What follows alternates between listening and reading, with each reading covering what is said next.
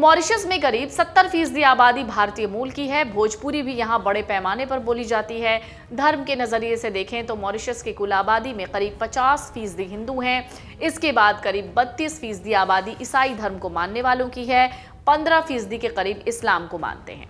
भारत में रहने वाले लोगों के बीच मॉरिशस बहुत मशहूर है। सेलेब्स और अन्य लोगों को भी ये जो आइलैंड है वो बहुत पसंद आता है।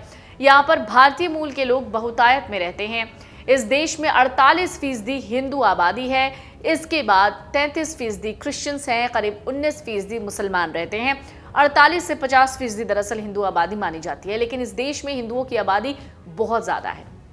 इस देश की राजधानी पोर्ट लुइस है। ये 2040 स्क्वायर किलोमीटर में फैला हुआ है। यहाँ की पॉपुलेशन 12 लाख से थोड़ा सा ऊपर यानी 12-13 लाख के बीच में है। इस देश में भारत से मिली जुली संस्कृति और परंपराएं हैं, इसलिए इन्हें मिनी इंडिया कहते हैं। ये महाद्वीप देश ईस्ट अफ्रीका के हिंद महासागर में है। मॉरिशस भारत में सबसे ज्यादा इन्वेस्ट करने वाला देश है। रिपोर्ट्स कहते हैं कि पिछले 2 दशक में भारत में मॉरिशस से 161 अरब डॉलर का इन्वेस्टमेंट आया है। विदेश मंत्रालय की माने तो मॉरिशस में रहने वाली कुल 13 लाख की आबादी में 70% तो भारतीय मूल के लोग हैं। इस वक्त वहां तकरीबन 2300 भारतीय छात्र पढ़ रहे हैं। तमाम भारतीय वहां नौकरी भी कर रहे हैं।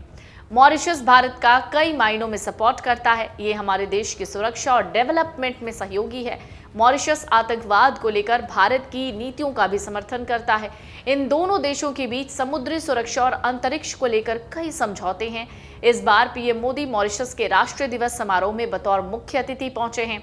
इससे पहले राष्ट्रपति द्रौपदी मुर्मू राष्ट्रीय दिवस समारोह में शामिल हुई थी। प्रधानमंत्री नरेंद्र मोदी 2 दिन की यात्रा पर हैं, मॉरिशस पहुंच गए हैं। मॉरिशस के पीएम नवीन चंद्र राम गुलाम ने एयरपोर्ट पर पीएम मोदी का भव्य स्वागत किया।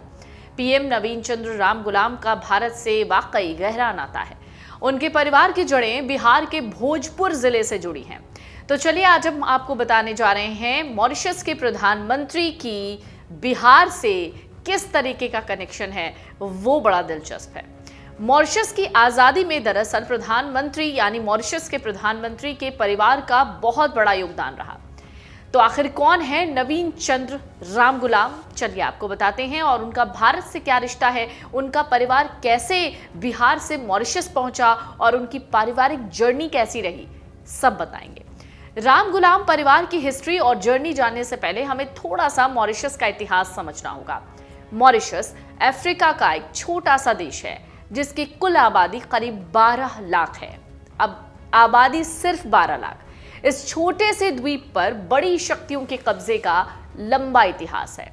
1715 जब मॉरिशस पर फ्रांस ने कब्जा किया, लेकिन 1803 के बाद हुए युद्ध के बाद ब्रिटिशर्स ने इस पर कब्जा कर लिया। ब्रिटिश कब्जे के बाद भारत से कई मजदूरों को मॉरिशस ले जाया गया।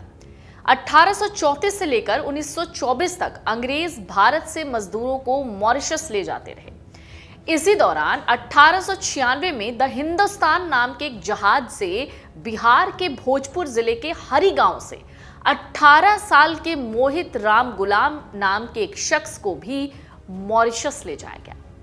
मोहित राम गुलाम के भाई भी मॉरिशस गए थे। मोहित ने पहले एक मजदूर के रूप में काम किया, बाद में वो क्वीन विक्टोरिया शुगर स्टेट में नौकरी करने लगे। इस दौरान उनकी मुलाकात बासमती से हुई जो विधवा थी। मोहित ने 1898 में उनसे शादी कर ली। 2 साल बाद उनके बेटे शिव सागर का जन्म हुआ।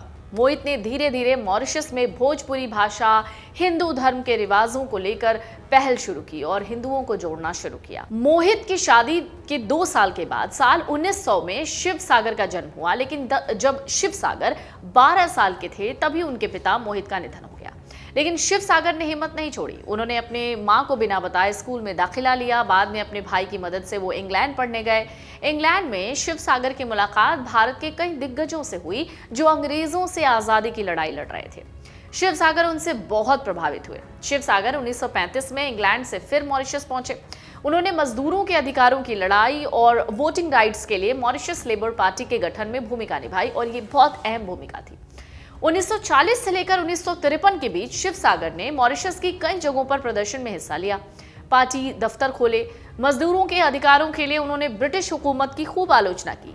धीरे धीरे पूरे मॉरिशस में शिव सागर हीरो की तरह उभरने लगे। आखिरकार 12 मार्च 1968 को मॉरिशस को आजादी मिल गई। तो शिव सागर ने मॉरिशस की आजादी में अहम भूमिका निभाई थी, लिहाजा उन्हें आजादी के बाद राष्ट्रपिता की उपाधि दी गई। वो पहले पीएम भी बने। उनके कार्यकाल में सरकार ने मुफ्त शिक्षा की पहल की। उन्हें मॉरिशस में अंकल कहकर बुलाते थे। 1982 तक शिव सागर की पार्टी का मॉरिशस में जलवा देखने को मिला। उनकी पार्टी 1982 के आम चुनावों में हार गई। अब इस सीट पर किसी को जीत नहीं मिली। शिव सागर भी अपनी सीट हार गए। शिव सागर के निधन के बाद उनके बेटे नवीन चंद्र रामगुलाम ने सियासत संभाली। नवीन चंद्र 1995 से 2000 और 2005 से लेकर 2014 तक देश के पीएम रहे। इसके बाद 2024 में वो तीसरी बार प्रधानमंत्री बने। आसान शब्दों में कहें तो रामगुलाम परिवार का मॉरिशस की सियासत में एक बहुत बड़ा प्रभाव है। अगर आप ये वीडियो YouTube पर देख रहे हैं तो हमारे चैनल को सब्सक्राइब कर बेल आइकन दबाएं और Facebook पर देख रहे हैं तो हमारे पेज को लाइक करें। 8 मिलियन प्लस सब्सक्राइबर, आपके इस भरोसे के लिए बहुत धन्यवाद।